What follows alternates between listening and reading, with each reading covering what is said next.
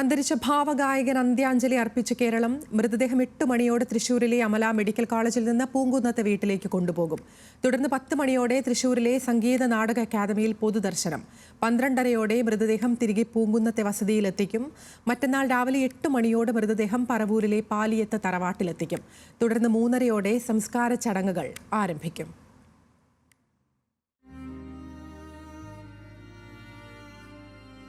സംഗീതത്തെ ഇത്രയും സ്നേഹിച്ച ഒരു പാട്ടുകാരൻ വേറെയില്ല. വളരെ എനിക്ക് കുറ്റബോധം തോന്നുന്നത് കാരണം വെച്ചാൽ എന്നേക്കാൾ 4 വയസ്സിന് പ്രായക്കുറവുള്ള എൻ്റെ അനിയൻ മരിക്കുന്നു, ഞാൻ ജീവിച്ചിരിക്കുന്നു. എനിക്ക് വളരെ വിഷമമുണ്ട്. എൻ്റെ വിഷമം എങ്ങനെ പ്രകടിപ്പിക്കണമെന്ന് എനിക്ക് അറിഞ്ഞുകൂടാ. കഴിഞ്ഞൊരു എനിക്ക് തോന്നുന്നു 6 പതിറ്റാണ്ടെന്ന് തോന്നുന്നു, 6 അല്ലെങ്കിൽ 5 or 6 എനിക്കത് ഓർത്തെടുക്കാൻ പറ്റുന്നില്ല. ഓർമ്മ വെച്ച കാലം തൊട്ട്, അതായത് നമ്മളൊക്കെ ആകാശവാണിയുടെ ഉച്ചയ്ക്കുള്ള ഗാനമഞ്ജരി കേൾക്കാൻ റേഡിയോ തുറന്നിരിക്കുന്ന കാലഘട്ടം തൊട്ട് കേൾക്കുന്ന 2 ശബ്ദമാണ് ദാസേട്ടന്റെയും ജയേട്ടന്റെയും. അതാണ് ഏറ്റവും കൂടുതൽ കേൾക്കുന്നത്. മറ്റൊരുപാട് ഗായകരുണ്ടെങ്കിലും മലയാളത്തിൽ കഴിഞ്ഞ ഒരു 50 വർഷമായിട്ട് നമ്മൾ സ്ഥിരം മലയാളികൾ കേൾക്കുന്ന 2 ശബ്ദങ്ങൾ ഇതായിരുന്നു. കൂടാതെ ജയേട്ടനുമായിട്ട് എനിക്കൊരു വേറെ ബന്ധം എന്ന് പറയാനായിട്ട്, ജയേട്ടൻ നന്നായിട്ട് ചെണ്ട കൊട്ടും. അതുകൊണ്ട് എന്നെ കാണുമ്പോൾ മുഴുവൻ പാട്ടിനേക്കാൾ കൂടുതൽ ചെണ്ടയുടെ കാര്യങ്ങളാണ് സംസാരിക്കുക. അപ്പോ പഞ്ചാരി കയ്യും കോലും വെച്ചിട്ടാണ് കൊട്ടേണ്ടത്. പല സ്ഥലത്തും 2 കോല് വെച്ച് കൊട്ടുന്നു, അതെന്താണ് അങ്ങനെ. അതേപോലെ അങ്ങനെ ഒരുപാട് കാര്യങ്ങൾ, ചെണ്ടയെ കുറിച്ചുള്ള കാര്യങ്ങളാണ് കൂടുതലും ചോദിക്കുക. അപ്പോ നല്ല ബന്ധമായിരുന്നു. ശരിക്കും ഏറ്റവും വലിയ നഷ്ടം എന്നൊക്കെ പറഞ്ഞാൽ ഇത് തന്നെയല്ലേ നമുക്ക്.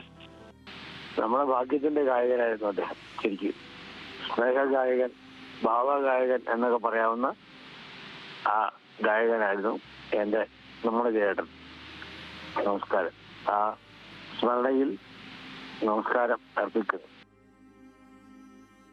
ഞങ്ങളൊക്കെ സിനിമയിലേക്ക് വരാൻ നമുക്കൊരു പ്രചോദനമായത് യേശുദാസിന്റെയും ജയചന്ദ്രന്റെയും പാട്ടുകളാണെന്നുള്ളതാണ്. അപ്പൊ സംഗീതത്തിന് വേണ്ടി ജീവിച്ച ഒരു മനുഷ്യൻ തന്നെയായിരുന്നു അദ്ദേഹം. അദ്ദേഹത്തിനെ പോലെയുള്ള ആൾക്കാർ നഷ്ടപ്പെടുമ്പോൾ നമുക്കൊക്കെ വലിയ വലിയ വേദനയുണ്ട്.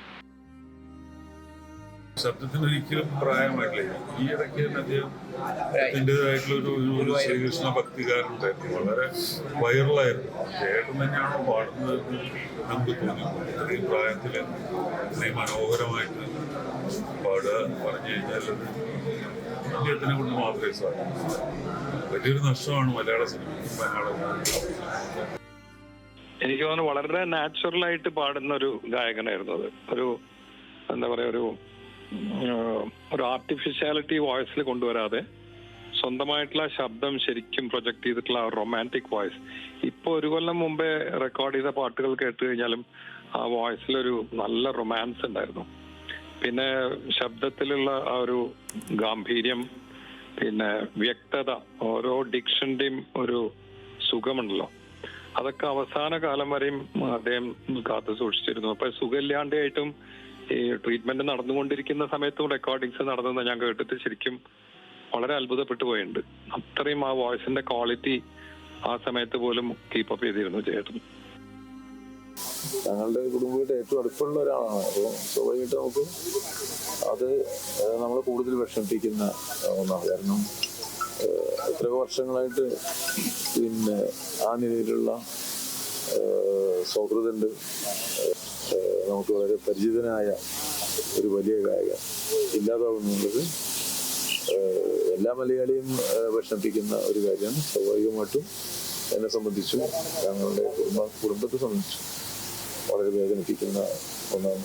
പക്ഷേ അദ്ദേഹത്തിൻ്റെ ഗാനങ്ങളുടെ അനശ്വരത നിലനിൽക്കുന്ന കാര്യത്തിൽ യാതൊരു തർക്കവും. നമ്മുടെ മലയാളികളെ സംബന്ധിച്ചിടത്തോളം ഭാവഗായകൻ മാത്രമായിരുന്നില്ല അദ്ദേഹം. ശരിക്കും പറഞ്ഞാൽ മലയാളി ഏറ്റവും കൂടുതൽ ഇഷ്ടപ്പെട്ട 2 ശബ്ദങ്ങൾ യേശുദാസിൻ്റെയും ജയേന്ദ്രൻ്റെയും. അദ്ദേഹത്തിൻ്റെ നിര്യാണം അങ്ങേയറ്റം ദുഃഖകരമാണ്. മലയാളികൾക്ക് എന്നും മനസ്സിൽ സൂക്ഷിക്കാനുള്ള ആയിരക്കണക്കിന് ഗാനങ്ങൾ സമ്മാനിച്ചുകൊണ്ട് പോയ ആ ഗായകൻ എന്നും നമ്മുടെ മനസ്സിൽ, നമ്മൾ മരിച്ചാലും ഇനി ഒരുപാട് തലമുറ മരിച്ചാലും അദ്ദേഹത്തിൻ്റെ ഗാനങ്ങൾ ഇവിടെ നിലനിൽക്കും. എന്നും എന്റെ മനസ്സില്, എന്റെ കരിയറിൽ എനിക്കൊരു വലിയൊരു ഒരു പൊന്തുപോലെ തന്നിട്ടുള്ള ഒരു പാട്ടുകാരനാണ്. അത് അദ്ദേഹത്തിനോടം വലുതാവാനൊന്നും നമുക്ക് ആവുമെന്ന് അറിയില്ല. പക്ഷെ അദ്ദേഹത്തിന്റെ കൂടെ ആ ഒരു അദ്ദേഹം ജീവിച്ചൊരു കാലഘട്ടത്തിൽ നമുക്കൊക്കെ ജീവിക്കാൻ പറ്റി എന്നുള്ളതാണ് നമുക്ക് വലിയൊരു മിസ്സിംഗ് ആണ്. മലയാളത്തിന് എന്നല്ല, ഇന്ത്യൻ സിനിമ സംഗീതത്തിന് വലിയൊരു മിസ്സിംഗ് ആയിരിക്കും ജയചന്ദ്രൻ ചേട്ടന്റെ ഈ ഒരു പ്രഖ്യാപനം.